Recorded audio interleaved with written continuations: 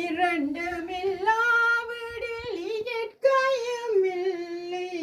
இயற்கையின் ஆணைதான் ஞானத்தின் எல்லை.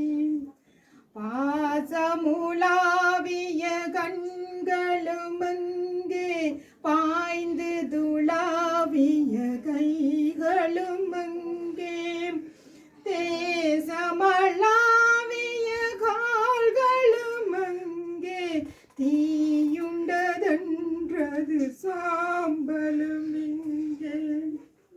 கண்ணில் தெரிந்தது காற்றுடன் போக, மண்ணில் பிறந்தது மண்ணுடல் சேர்க.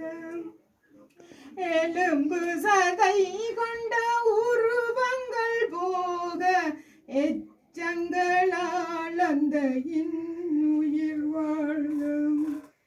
பிறப்பு இல்லாமலே நாள் ஒன்று இல்லை, இறப்பு இல்லாமலும் நாள் ஒன்று இல்லை. நேசத்தினால் வரும் நினைவுகள் தொல்லை, மறதியை போல் ஒரு மாமருந்தில்லை.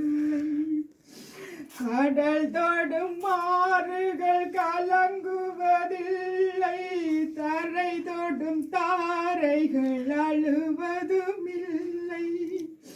நதி மலை போன்றது விதி என்று கண்டும், மதி கொண்ட மானுடர் மயங்குவதென்று.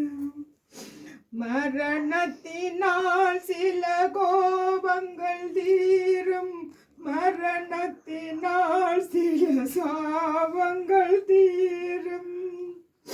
வேதம் சொல்லாததை மரணங்கள் கூறும், விதையொன்று வீழ்ந்திட செடி வந்து சேரும்.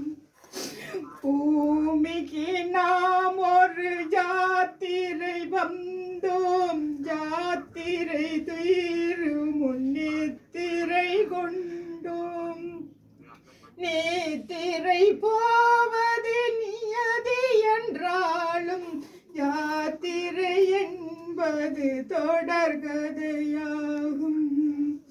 தென்றலின் பூங்கரம் தீண்டிடும் போதும், சூரிய கீட்டொளி தோன்றிடும் போதும், மழலையின் தேன்மொழி செவியுறும் போதும், மாண்டவரும் உடன் வாழ்ந்திடக்கூடும்.